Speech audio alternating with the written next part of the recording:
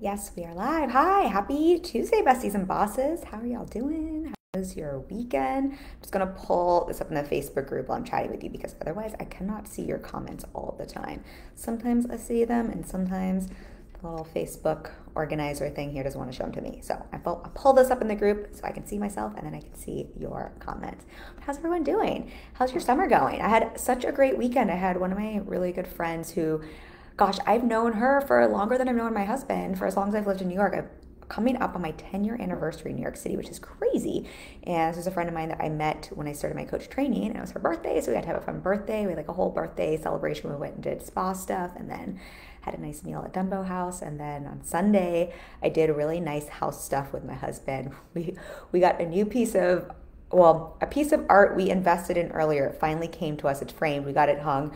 But our other piece we'd hung really funkily because we didn't want Nala, my cat, to scratch it. And we finally got brave and turned it the right way. So we just did a lot of like nesting house stuff. And it was just a really, really nice summer weekend. Hi, Laura. So happy to be able to catch you live. I'm so happy to have you live. I feel like this will be a good one to have you live on too.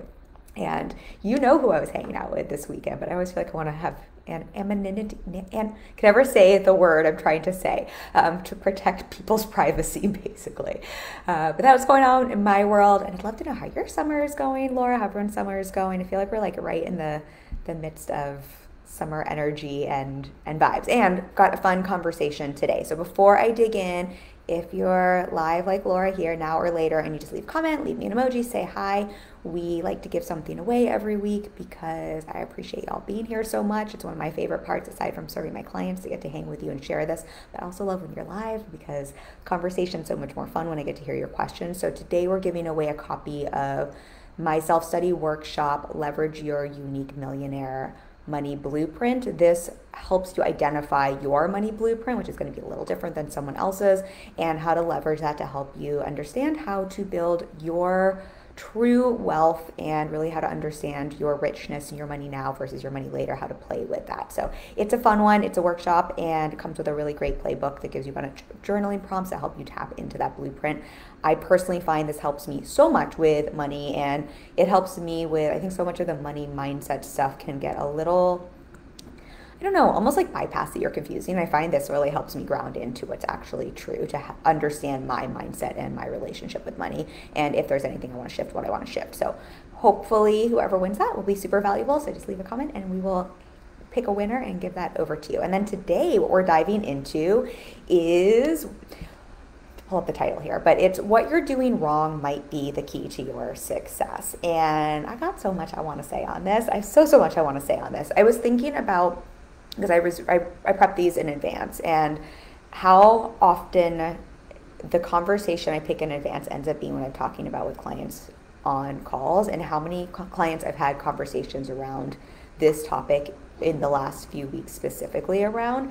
And I hope that means for some of you this will also be really relevant and maybe something that's just sort of like in the zeitgeist in the world, just in our collective a little bit, and hopefully will be both permission giving, but also really help some of you to not start creating problems that don't exist in your business, or to start going down the wrong path in your business that can move you further away from the success you want. We talk so much about creating your version of success. That's absolutely what we're talking about, but also just success overall, because what I've really seen to be true in my business, and we're going to go through a bunch of specifics here, but if you're on my email list, and what I share in this email is how many times in my overall life, my acting days, my days in advertising, and definitely the last 7.5 years, going on 8 years of business, how many times I have been told what I'm doing is wrong, and not by people who are trying to make me wrong, by people who really care and are giving me really well-meant advice. Sometimes people I'm paying who are pointing out how what I'm doing is not the right thing to do to create the success I want,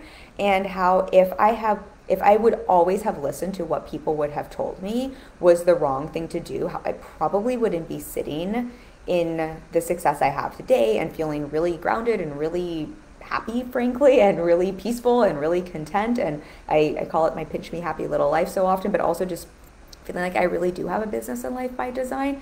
And how if I had listened to, again, people who I think are really well meant. I think a lot of times we hear something like this and we think this is just from like I don't know. I often share there were some people in the office I worked in who talked about like, who does she think she is? Why does she think she can start a business? I'm not talking about those people. I'm talking about the people who really believed in me and who are like, you can do this, and how some of the ways people really close to me who I really value their opinion told me how one-on-one was the wrong thing to do. I share this in the email. I invested in a year-long coach training program, and what I was literally taught was the Ascension model, which is a really great model for scaling for most businesses. It just happens to be the absolute wrong model for me. How I was told by my first coach, who I still really respect and got so much from, how some of the marketing strategies I was using wouldn't work. How I was told by someone really close to me who has a very, very successful multi-million-dollar business, how leaning into mindset is absolutely not what people would pay for. How I've been told how the form of content I lean into is literally the wrong type of content to use, and how if I had just listened to all of that, literally I would have moved myself further away from the results of my business instead of closer to them. And that's the conversation I want for us to have a little bit more today, because I think sometimes we especially when we're feeling maybe not so sold on our path or not clear, we're feeling a little insecure, it's very easy. I think that it's very easy to listen to the naysayers, but I think we had a podcast episode around this recently. I think sometimes it's also very easy to just take all advice as that is what I should listen to, and sometimes miss our own truth. So that is the preface for this, but I also want to specifically, as we're going through this, because it's great for me to say all of that, and some of that might ring true for some of you. So we're going to talk a little bit about how what you're doing wrong might be the key to your success. But I also specifically want to dive into the number one approach that is the wrong approach that has helped me to scale my business, that everyone here can borrow from. I think it's something that is always relevant in business and not talked about, quite honestly, enough. And I think it is really relevant in 2023 in our current climate. We're going to talk a little bit. I will break down some of those things that I was told that I was doing so wrong and why they really worked for me, so you can see what you can borrow from that, because this is less about my business and what I did wrong and what created my success, and more about some of the things in your business that you might be hearing in marketing are the wrong things to do that might be really serving you. So we're going to break that down a little bit. And then I also want to share a timeless business principle that, again, I was told was wrong, but I think it's one of the best business principles, and just what you can lean to, and sort of like what are the business principles that are just always right, even if other people want to hate on them. So I hope that this will land for everyone. I hope it'll be valuable, permission giving, give you some insights on what to maybe keep doing, where to put the earmuffs on, but also maybe a different way to look at and think about some things. If you have questions, reflections, anything, throw them at me. Obviously, I want this to be valuable for you, so throw that at me. So let's start with the number one approach that's exponentially supported my growth in business and the sustainability of my business, the scalability of my business. It's one of the cornerstones for my long-term success, and it is absolutely something I have been told I'm doing wrong, and I have been told so many different ways, shapes, or forms. And I don't want this to be about having a one-on-one model or not, because that's not what this conversation, I feel like I need to say that. That's not what this conversation is about. For those of you who don't know me, maybe watching on the replay, I've very intentionally decided to only offer one-on-one and to scale one-on-one. And that is definitely something I've gotten a lot of pushback around. And it feels important to say, and I have successfully scaled one-on-one. We have a very healthy multi-six-figure revenue that continues to sustain itself and have lots of room to scale. I think there's a really limitless amount there in terms of scalability with the revenue share model I use. So it feels important to say that, but this is not and one-on-one is right, groups are wrong, masterminds are wrong. This is the only way. I'd say the majority of my clients do not have the model I do not want the model I have, and it would be wrong for them. So that is not what this conversation is about. What this conversation is about, and what works for me in one-on-one, and why one-on-one, even though it doesn't seem scalable because you're, in air quotes, trading time for money, and why it has really supported my business, and what I see really support my clients. I have a client who's on track for their first $1 million year this year. I have 2 clients on track for high 6 figures, many clients on track for their first 6 and multi-6 figures this year. And when I if we look across my clients across the board, when I take a look at what is the principle underneath what we're talking about here that's really worked, that kind of goes against what I think so many teachings are, is really leaning into doing things that don't scale. I think I heard that terminology first from Rich Litvin. I like to give credit where credit is due. I don't think it's his term. I think this is a pretty universal term, but I did hear it from him first. And it really helped my brain to anchor into, oh, that's what I'm doing. That's what's working. That's what other people are saying not to do, that other people are saying wrong, that is so fucking right. And so I want to break that in particular down a little bit, and then we'll go into some of the other things I've been doing wrong. But I'm curious if anyone has heard that terminology in terms of don't do things that don't scale. But what that really means is, I think let me phrase this in a different way. I think so much of our space, and this isn't to throw shade on our space, I think there's a lot of valuable teachings out there, but I think if I go back to coach training, for example, the reason they taught us the ascension model, and the ascension model meaning you start with one-on-one, and then sort of like as quickly as possible, you figure out how to scale out of one-to-one, because you're in air quotes trading time for money, and how can you serve one-to-many, because that's the way you get freedom, and that's the way you make more money, and that's the way you have a scalable business. And I feel like I need to make a sidebar here. Scalability does not mean just make a fuck ton of money. Scalability means that your profits are growing faster than your expenses, basically. So you have profits growing faster than expenses. Probably not describing that in the perfect terminology, but that's essentially what scalability means. And so that is the general model that's taught. And if you're in, I think some of this is shifting. It might just be the bubble in the world I live in, but I think at least when I came into the online space, there was just a lot more of the traditional business. People call it bro marketing. I feel like I say this all the time.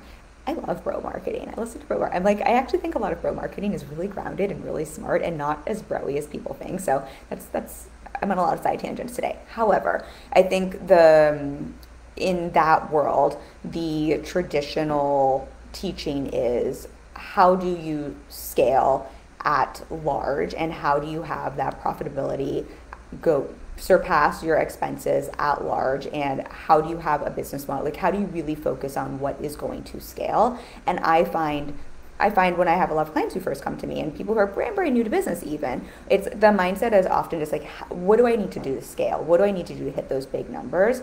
And then the mindset becomes a lot about things that we traditionally think in terms of what creates scalability, which is jumping out of one-on-one as quickly as possible, which is serving one-to-many. But it's also looking at things like automating everything, delegating everything, right? Like, how can we have as many automations as possible, and how can we really have as much that we can set and forget as possible? And all of that is great. That is needed for, right? I was just talking with a client last week who's looking at scaling, and we were talking about one of the first things she needs to do to set herself up to scale is to first kind of like almost like pause for a moment and look at the back end in terms of systems and processes and team support, like, so she has the capacity to scale. All of that is very, very, very important. So I don't want this conversation to be like one-on-one is the only way, because that would be a weird, now I'm making everything else wrong conversation, not what I mean. And also to say that the things that you traditionally need to scale are suddenly like going out the window and aren't important. All of those things are valid, and all of those things are so important for scaling. And what I've seen to be true in my own business, what I've seen to be true in my clients' business, is when we only focus on things that scale, we often miss out on the very things that actually allow a business to blow up. So when I look at my business, the irony here is what has actually allowed me to scale is literally doing the things that don't scale, one-on-one. Even though with revenue share, it's scalable, literally leaning into that is what has allowed my business to scale more than anything else. But also doing things like offering free calls, reaching out to people personally, building relationships that I can't automate, having certain touch. I spend a lot of time with my clients between session, and there's nothing scalable about that outside of the revenue share aspect to it. There's a lot even in my business that I ask team not to automate because it loses some of the personal touch, and because of the business model we have, I don't want that. And in some ways, I think someone could say I'm doing that wrong because that's not scalable, except for those are literally the touch points and the quality of care and the quality of coaching and the quality of deliverability. Like, all of that is what actually allows us to scale. And so I think this is where sometimes that conversation gets really confused, and it's sort of like scale, scale, scale, scale, scale, and we kind of miss the forest for the trees, and we kind of lose the plot or whatever saying we want to go with here. And then we make anything that isn't technically scalable wrong, when in fact, a lot of times you need a combination of both. Right? Of course, we need systems and processes. Of course, we need automations. Of course, we need things that aren't all done by me and my business. Like, of course, right? I can't be doing everything in my business and losing sight of doing everything that way and losing sight of some of those personal touch points that can't be done at scale would actually really harm the scalability of this business and most businesses. I'm going to give some more examples, but let me know, like, questions, thoughts, reflections, or anything that comes up for you here. I often think about really big companies outside of our space, because I think it's one thing to say this as a one-on-one coach, or it's one thing to say, like, this is true for, I have a client who just had a really great launch, and a launch is right, scaling a group program, or a group program is technically what we would think of traditionally as scaling, except for what worked for her launch and what helped her to scale in a group setting was a lot of strategy that can't be done to scale, and being willing to do things that don't scale. Like personally reaching out to people, like hopping on the phone with people, and things you all know, but I think things that can easily be made to be wrong, that are actually the very things that helped her to have what is traditionally a scalable model and to have success in her launch. And she had a first time multi-5-figure launch. Anyways, it was a very successful launch, especially since it was first or second time in this round. So that is a scalable offer, traditionally scalable offer, but a lot of things that can't be done to scale is what allowed for those results.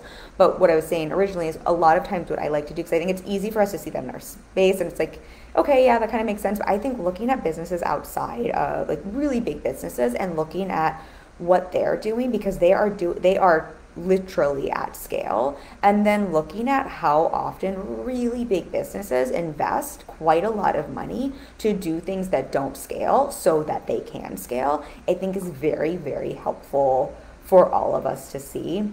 I shared this before, I think, but my husband worked at a startup, and it's a startup that scaled very, very quickly, and like huge venture capitalists, whatever, like big startup company. And so a lot of what they're doing is like so like technological, like how can they do this to scale? And my husband was hired because he's an ex-actor who's now an actor again, but one of the reasons he's hired is he's so good with people.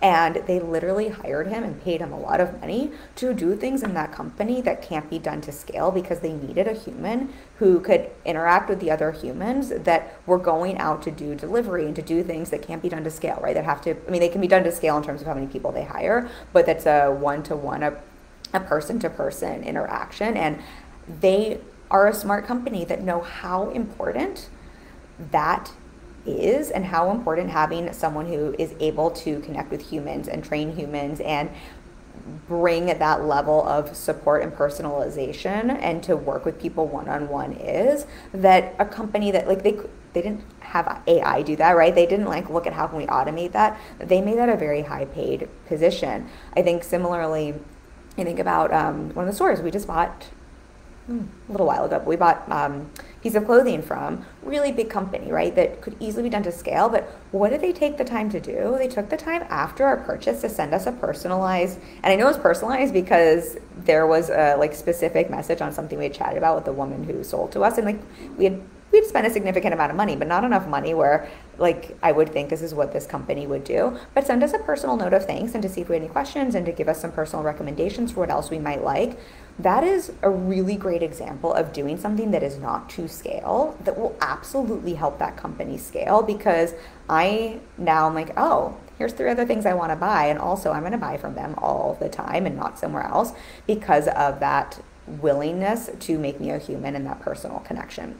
Hopefully that makes sense there. And I wanted to start with that because I think, again, this is one of the cornerstones that has helped me in this business. This helped me when I was acting. This helped me in the advertising world. This helped me when I was waiting tables. But looking at, yes, of course, we want to have that mindset and that understanding strategically in terms of how can this business scale? What do we need practically in place to allow for that? And I'm going to keep saying this is not a conversation to suddenly say systems and processes go out the window, or you don't want a scalable offer, or trade all of your time for money. And my chair is rolling a little bit here. right? That's not what I'm saying here, but also looking at where are the places that someone else might say, like, that's the wrong way to do that, because that strategy, that personal outreach, that time you took to write that letter that wasn't from a template to your that store did, right? And they're probably like I don't know. I don't even know how many millions or billions of dollars of that company is worth, right? Those would be things I think would be very easy for us to say are wrong. And if you look at those wrong things, those are probably the types of actions that are literally leading to that company's sustainability in an economy that's a little funky, right? Like that's where I'm going to go spend my money. And same for you and for I. If we look at some of the things in your business that it'd be very easy for someone to say, that's the wrong way to do things. Like, why would you do that? Why would you not automate that? Why would you write that heartfelt email? Why would you send that follow-up? Like, why wouldn't you just template and automate all of this? And I want to invite everyone to say here, maybe that's true, but also look at like where are some of the ways you're doing things wrong because you're not doing things to scale that might actually be something that is the very reason that your business will grow and that it will scale.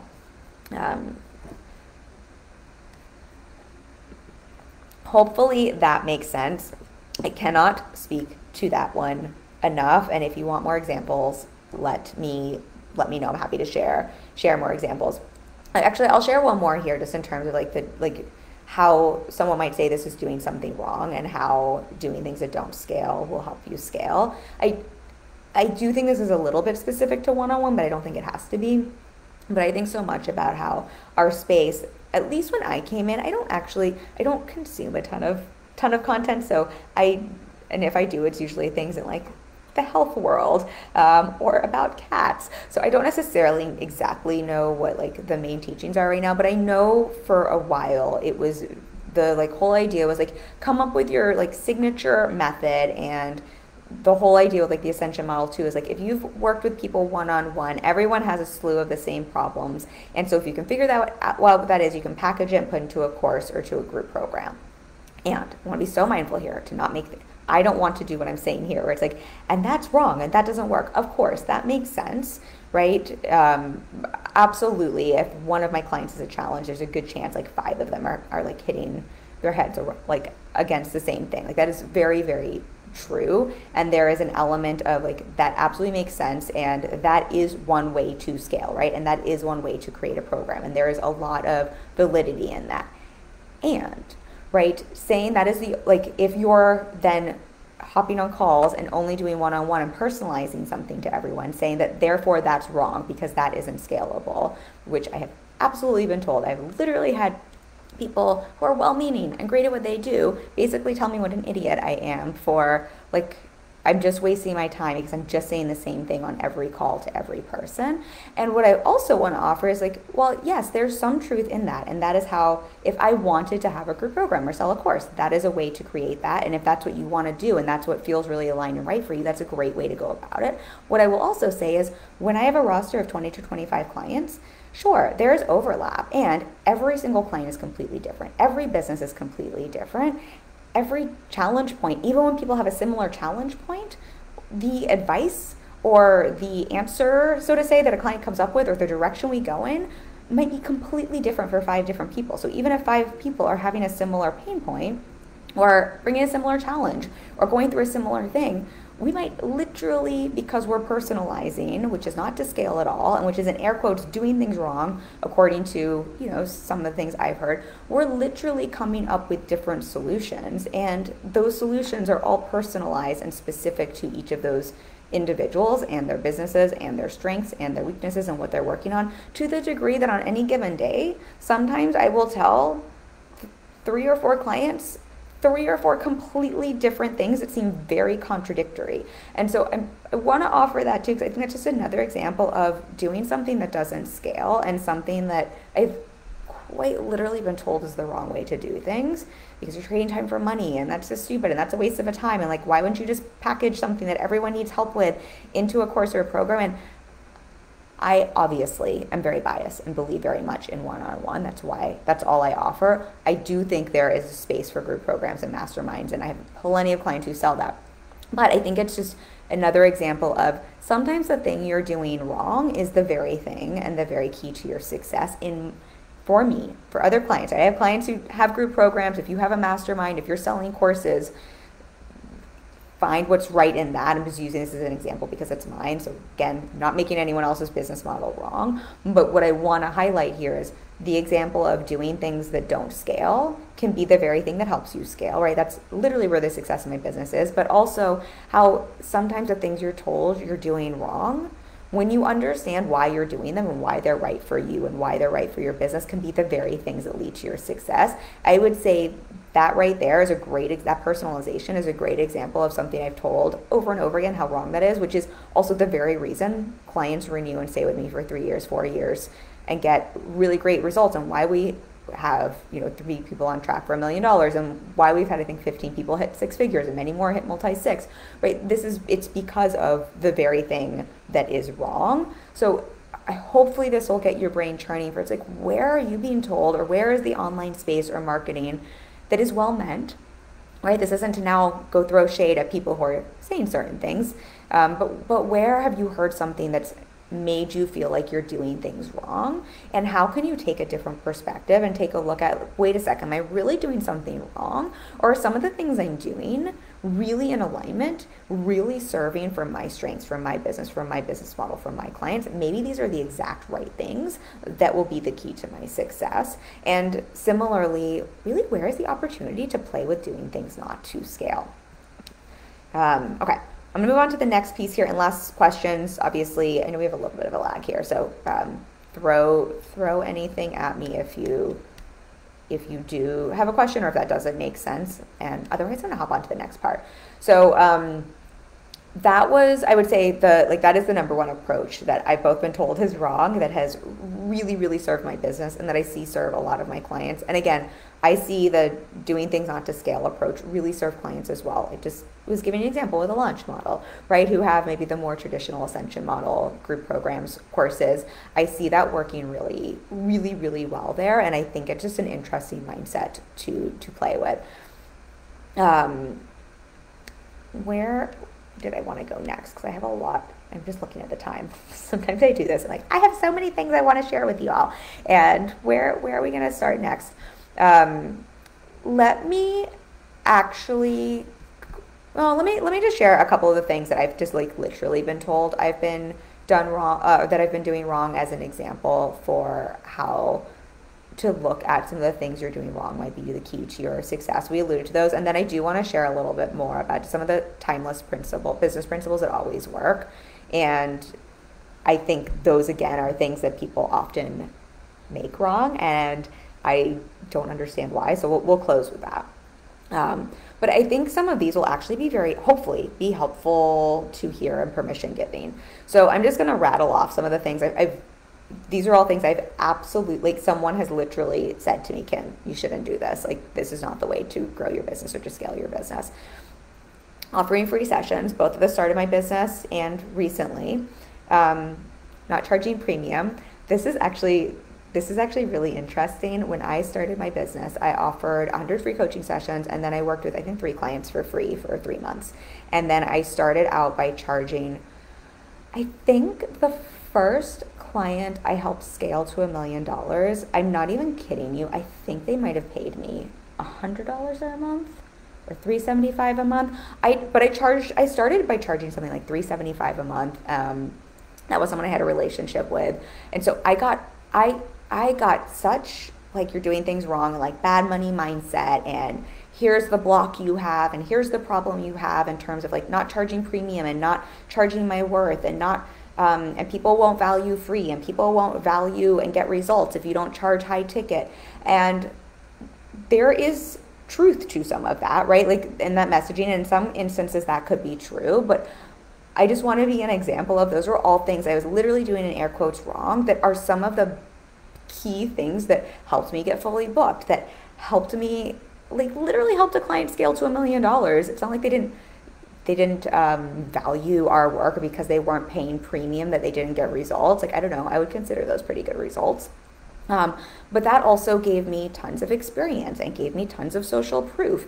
It is literally some of those clients who I worked with for free became paying clients. Some of those clients I gave free coaching programs, like later on became clients who paid me at my full rates when I was charging far, far more, and who worked with me for a long time. And I want to reflect this here because here are all the ways someone or people or various people are like giving me good advice, and it was very well meant. These weren't like haters telling me I was doing things wrong, and yet those wrong things were the very things that helped this business grow.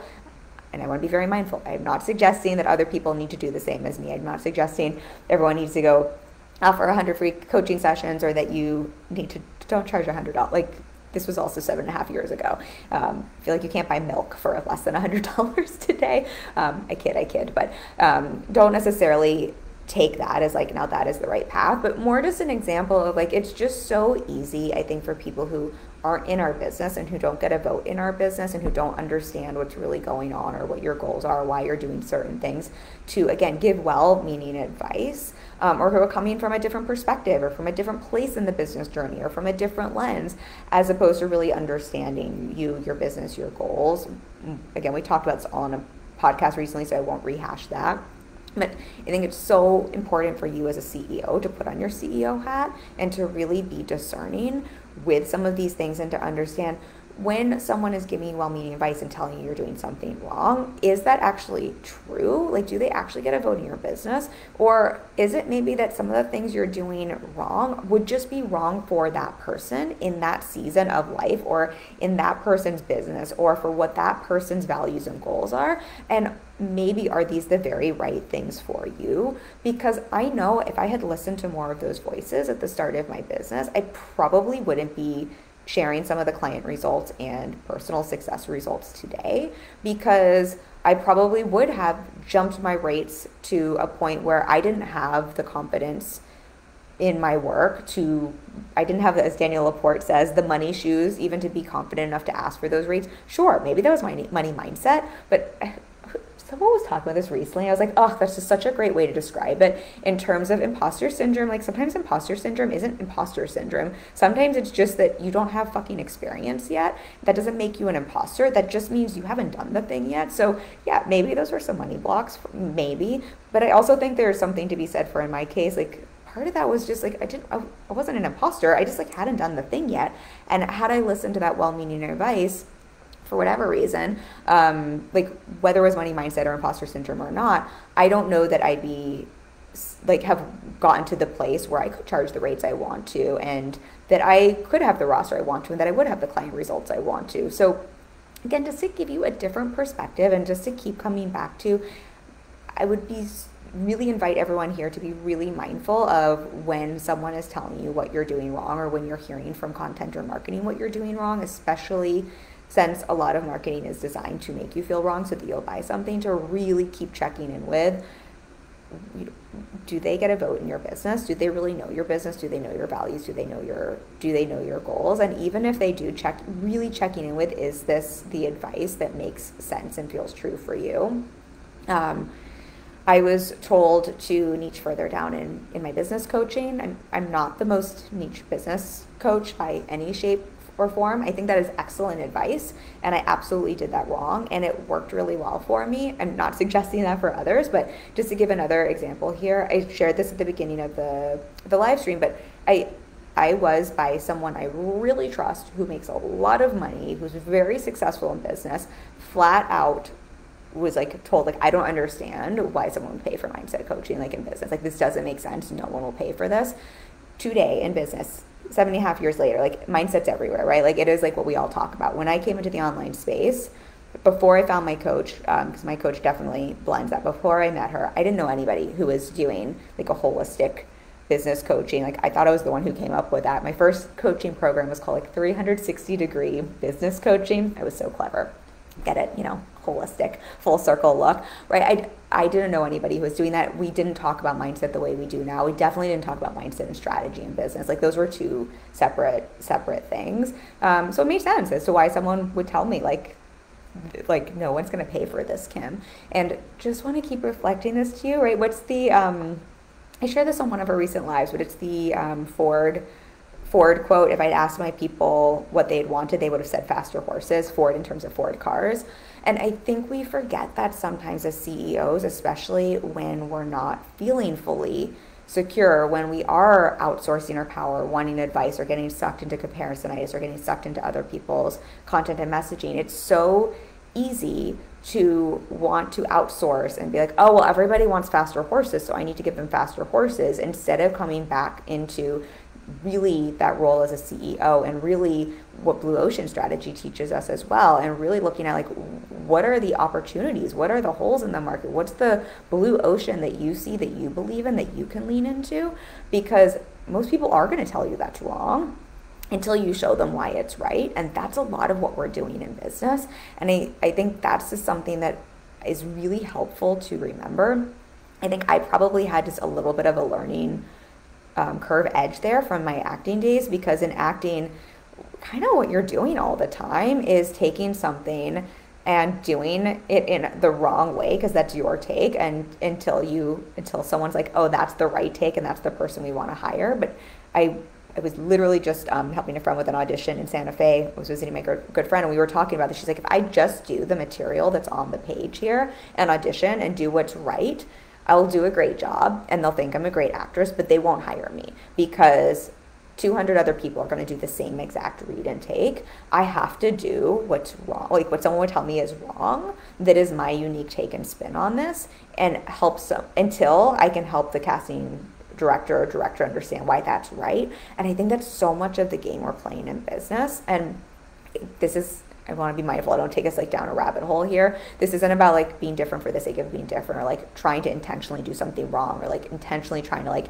break the rules just because you're like, F you everyone, like this is how we create success. And that's not what I mean here at all. But this is about trusting yourself enough and being enough in your CEO role where it's like, how can I really just keep coming back to like, yeah, everyone's telling me this is wrong, I just really believe this is right, like I really am behind this, I'm sold on this, like this is what I think really makes sense, and backing yourself, because that will end up being what creates your success more than constantly outsourcing for advice to tell you all the things you're doing wrong. Just checking for, Laura says, yes, so with you on this, loving this conversation. So glad that's resonating. Thank you also for letting me know that that's resonating and making sense.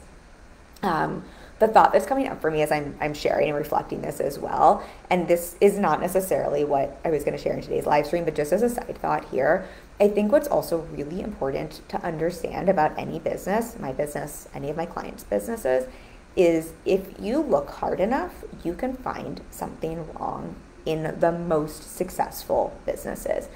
I don't know, I've used this example before, but I don't know if anyone's ever like done that thing where you like, I was gonna use the plucking eyebrows example, but actually what's coming to mind is like, you know, those mirrors that like help you see the sun damage in your skin. Has anybody ever done those? They're terrifying. I grew up in South Florida, so I definitely have sun damage. And it's like a mirror, and it has like some funky light, and it like shows you like all the places your skin is damaged. But if you're just looking at your skin, you don't necessarily see that. I feel like that's what happens in business all the time, and what fucks more businesses than anything is they're constantly either pulling up one of those mirrors that's like, look, here's all this shit that's wrong that like maybe is actually just fine, or they're asking everyone around them to give them one of those mirrors, but they're not asking like a dermatologist who like really knows what they're doing, is like, no, all of this is stuff that's normal, and like it's actually just this one spot we need to pay attention to.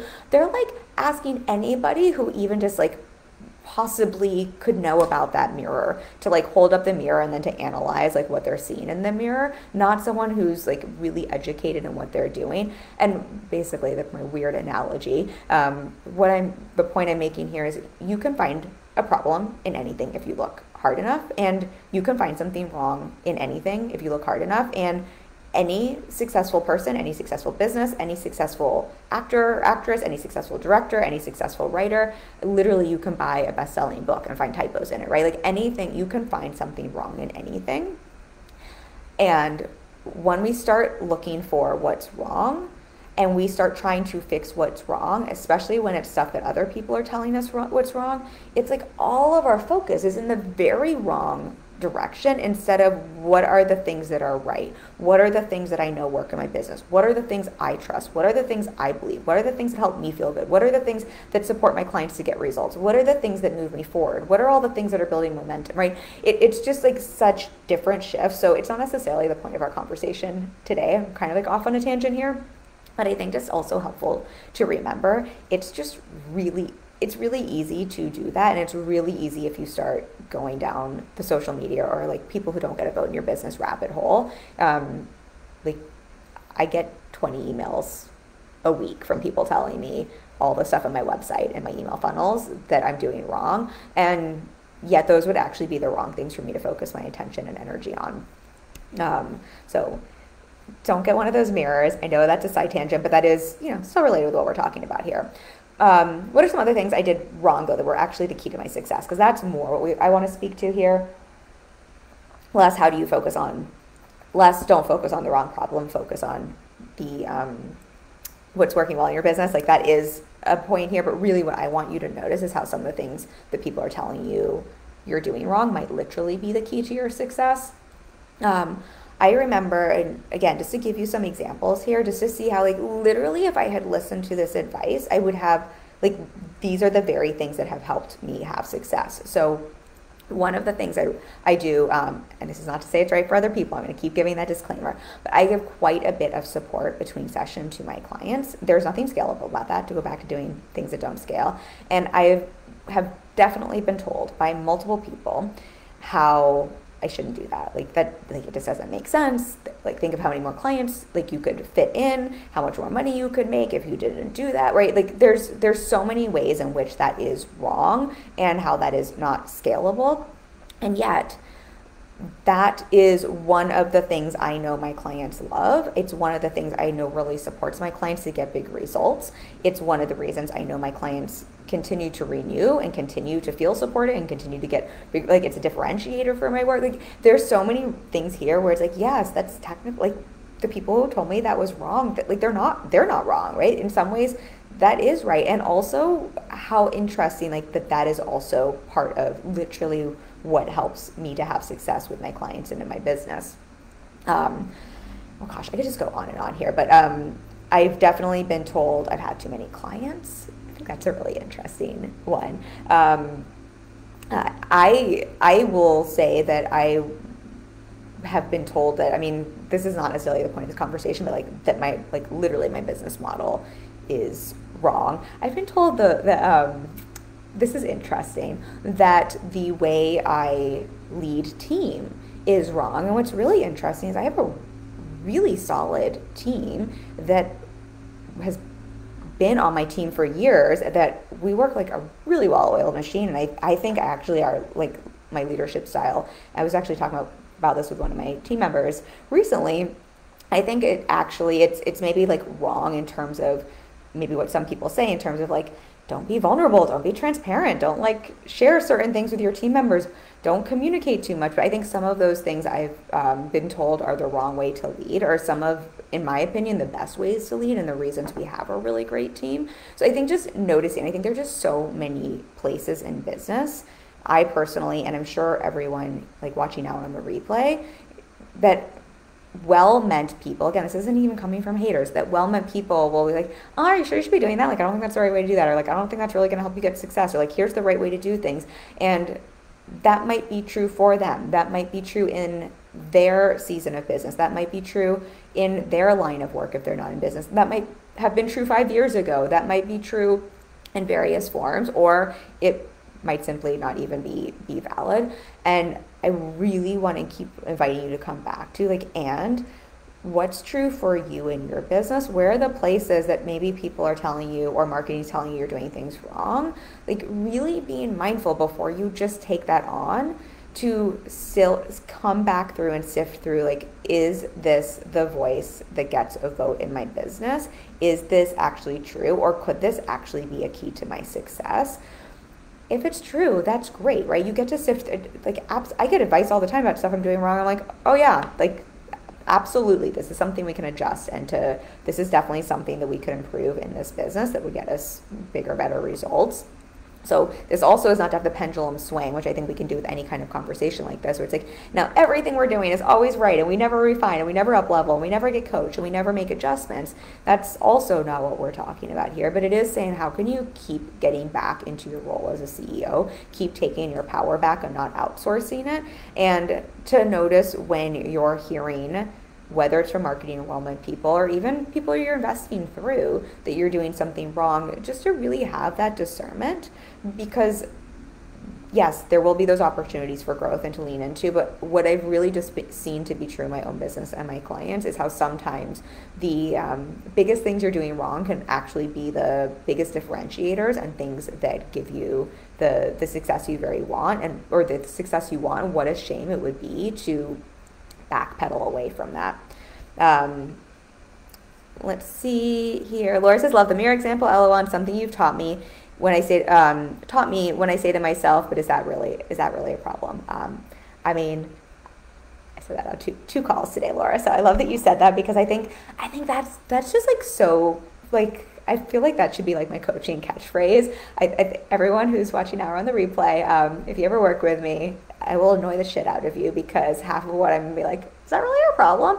Because our brains just look for problems. Our brains are designed for problems. And when we're feeling insecure, when we're not feeling in our power, when we're feeling a little less sure, and someone says, hey, you're doing this thing wrong, I think in some ways, even though that doesn't feel like, it can feel confronting, I think in some ways it feels very soothing to many of us, because it's like, oh, well, this is why I'm not getting the results I want. See, we found the problem. Like, I don't have to look anymore. Like, let me go fix this. Let me go change this. And not that like everybody wants to be wrong, but I do think in some ways there is a way in which, even if you're like scrolling social media, or you're, what is it, doom scrolling social media and looking at other people's content, like, I do think sometimes there's a way subconsciously the brain is like literally looking for, like, what am I doing wrong? What's the problem? Because I think in some ways it just feels really, really soothing, especially if you're in the gap phase or you're like trying to figure out what to do next. So I'm so glad you mentioned that, Laura, because I'm making a little fun of myself since I always ask that,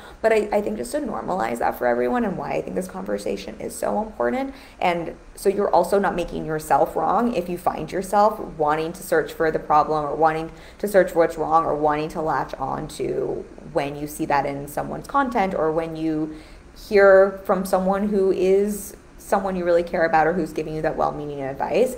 If your brain's like knee-jerk reaction is to be like, oh, I'm doing this wrong, I need to go fix this, like, welcome to being human. And I think that's just where you also get to practice stepping back into your role as a CEO, having that discernment, really being mindful of, like, is, as Laura's saying, like, is that really a problem? Is there really something wrong here? But then don't make yourself wrong on top of it, because I think that is just a really easy place for so many people to go. And also, don't make yourself wrong if there's a part of you that's like, but I just wish someone would tell me all the things I'm doing wrong. Like, of course, I think that's like I think that is such a normal human need and want. I really do think there's something very soothing about that. And I think that in some ways that is one of the confronting challenges with being in your CEO role, is you're the person that's sort of like got to check in with that and to make yourself right, or to see if there's anything there. And I do think that like that can be a little confronting and challenging. So just to normalize all that, Laura, thank you so much for saying that. I think that's just a helpful conversation. Okay, we're already at an hour, but I am gonna share, because I did promise I would share a little bit more here. I'm just seeing if there's anything else. There are definitely more things I've been told have been done wrong. But the other thing I promised I would share are the timeless business principles that always work to help you book and keep the kind of clients who renew and turn into raving fans who love to sing your praises, is how I phrased it in the email. I just do want to touch on that really quickly, because I think these are things like this falls back under the doing things that don't scale, and sort of knowing like what's right, what's wrong in business. I think what's helpful to know is there will be, whether it's well-meant people or not well-meant people, or marketing that's just trying to sell something, or marketing that, you know, really believe. I think a lot of people are trying to sell something in marketing, but I think people really do believe, for the most part, in what they're selling. But so that you can like discern even from that a little bit, I think it's just helpful to like, there are just a couple of things that people might tell you are wrong, that I've been told are wrong, but are just like, these are just sound business principles that will always be right and help you get success in business. Makes me sip of water there. One, I'm just going to like rattle these off and we'll just do this real quickly so that I'm not keeping you all on here for like 3 hours. But one is relationship building. And I think this is such a Captain Obvious thing for me to say. I think all of us are like, that's know, like, and trust. That's what we're doing with content. That's what we're doing with marketing. And what I think happens so often is the way in which you're building relationships, especially if you're building relationships in a way that's not to scale, hopping on a one-on-one call, personally reaching out to someone, writing that follow-up or that email that isn't templated or that isn't automated, right? This is all relationship building. I think there is a lot out there that will make that wrong and tell you why you shouldn't do that. And I just want to offer that reminder that if you're doing something that is relationship building, we're going to go back to that store that we spend some money at, but definitely not the way other people spend money at those stores, and they make a gazillion dollars. They did not have to send us a personalized thank you and recommendations, but that's relationship building. I'm talking about, I mean, I'm not telling you which company it is, but I'm talking about that here, and you better believe that's where like we're going to go shop at next. So I think just remembering like relationship building is always right. That's never not going to be the right thing to do in your business. Giving value or social proof before asking for the sale. And the reason I'm sharing some of this is I'm so mindful to not throw shade on other people's businesses or marketing, but there has just been some really questionable marketing I've heard about recently that is making people wrong for giving value, or making people wrong for asking for social proof, or making people wrong for sharing social proof, or making people wrong for wanting to ask for a testimonial or something like that. And it's actually like my brain cannot compute. And so I just want to remind you here on both the buying and selling side, sometimes the things you're doing wrong could be the key to your success. I've never seen a world in business in which giving value, giving social proof, and either one of those before asking for a sale is wrong. Like literally, like I've never, like that like literally makes no sense at all. And so if you're hearing someone say, oh man, people aren't going to value you if you're giving that away for free. Oh man, if you're doing that, they're like, if you're giving social proof or people are asking for that, they're not going to think you're very good at selling, or you're not very good at what you do. Like and someone's making that wrong, I would actually step back and I would, again, put the CEO hat on. Like, does that even logically track in business? Like those are just things that will never be wrong in business. Giving good service in business, like that's never going to be wrong. So if someone's telling you that the way you're giving service, and because you're giving good service, like people are going to take advantage of course you need to have boundaries. Everyone needs to have boundaries, but like, you know, I think everything can be taken, there's nuance and context with everything. But I just wanted to speak to a couple of these specifically because I've just heard some, again, questionable content that I think is more grooming people than it is even marketing. These are things that are just sound business principles that are kind of always right. Like there's just never going to be something wrong in wanting to give good service. Similarly with going above and beyond and wanting to deliver, or wanting people to leverage or to use the service in your offer, or expecting you to deliver your service, right? Those are things that are never going to be wrong in business. Now, going above and beyond is very different than burning out. It's very different than not having boundaries. It's very different than doing things you're resentful for because you feel like you have to, right? I think of that as a level of service because you want to. I always think like it's my pleasure to go above and beyond for my clients, and I also know I don't have to. But these are all things that they're never going to be wrong in business, right?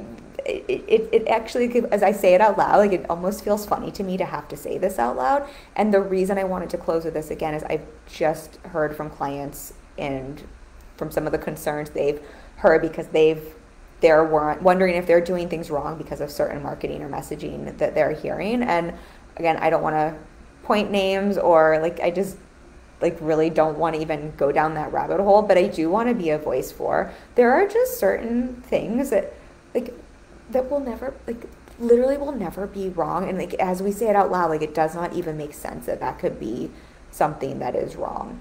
Again, relationship building, always right. Giving value before asking for a sale, always right. being willing to give social proof or being willing to share referrals. Always right.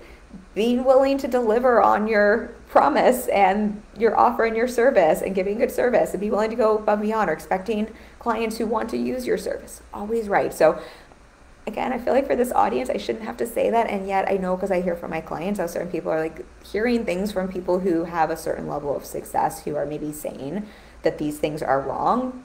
I just really want to be a voice for not only our, like, just remember how often well-meant people coming from a good place can tell you what you're doing wrong without understanding how that could be the very key to your success. And then also people who are maybe backed against a wall or feeling defensive or who knows where certain things are coming from.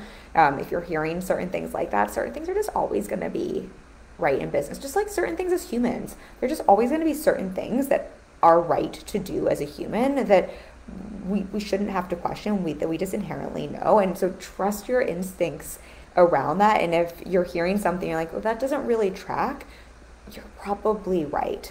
Okay, so I want to be mindful not to throw shade, and also to highlight that for anyone who's maybe been felt or been made to feel wrong.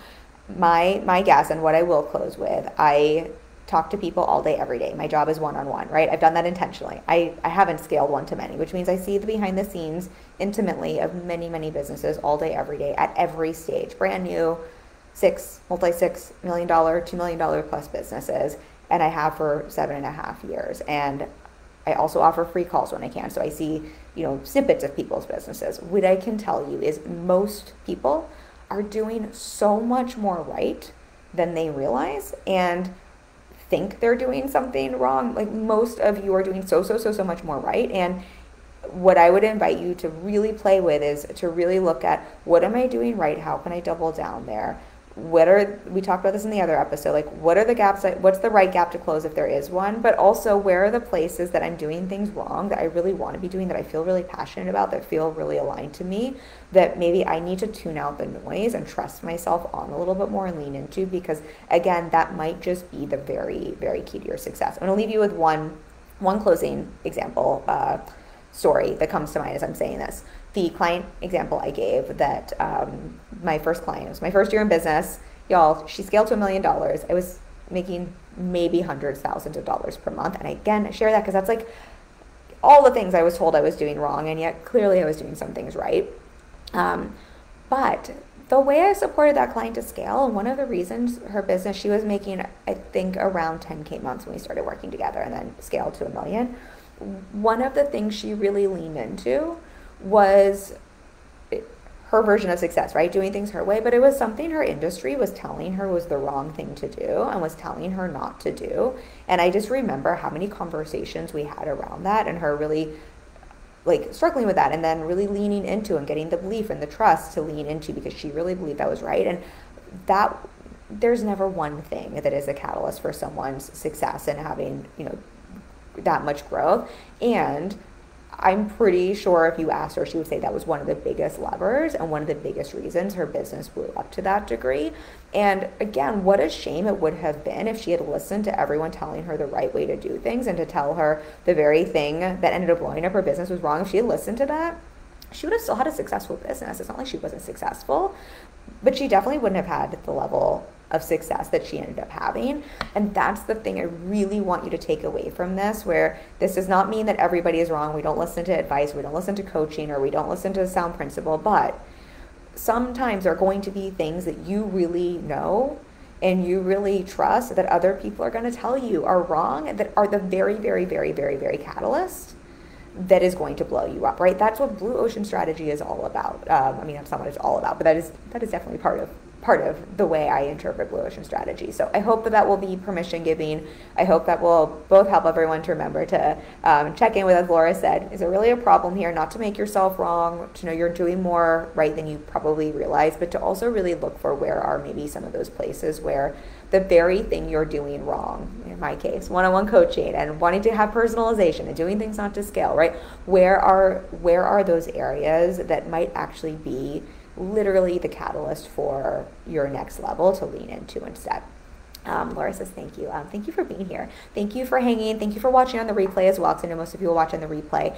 And I will close with saying, if you're listening to this and you're like, huh, interesting, I might want the kind of one-on-one support that isn't just going to yes me and will absolutely lovingly say, is this really a problem, and hold a mirror up and help me to see maybe some of my blind spots, and not just like chase me down rabbit holes, but that is also really willing to let me step back into my CEO role and to really discern what's right for me and my business, and to do things my way, and to find the strategy to put around that, so that I can lean into the so-called wrong things to blow up my business, so that I'm not just stuck treading water, but really, like I was using that client example, right? Like she was doing fine, 6 figures, 10K months are great, but like how great is it to lean into the wrong thing to blow up to $1 million?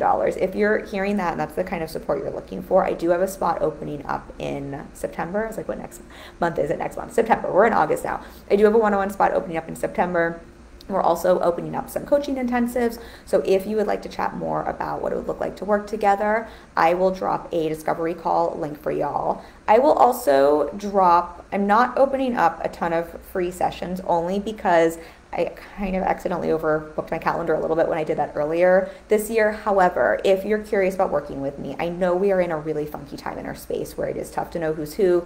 I know, as my coach Lacey Sight says, there's a lot of trust issues going on. I just know that it can be a little bit more challenging to know if people are who they say they are, and just even to know if you've got coaching chemistry with someone. I really believe coaching chemistry and fit is a thing. I think I'm an excellent coach, but I might not be the right coach for you, because we might just not have coaching chemistry, right? We might not see eye to eye. So I will drop also a link for a 100K CEO mindset and strategy session for those of you who are interested in coaching and want to see if it's a fit to work together, if that feels a little bit safer for you as a way to connect. I will drop those links below as well. So either way, you're welcome to connect with me. Feel free to DM me if you have any questions as well. And I'll be back next week with another episode, but this is not a podcast, with another conversation for you.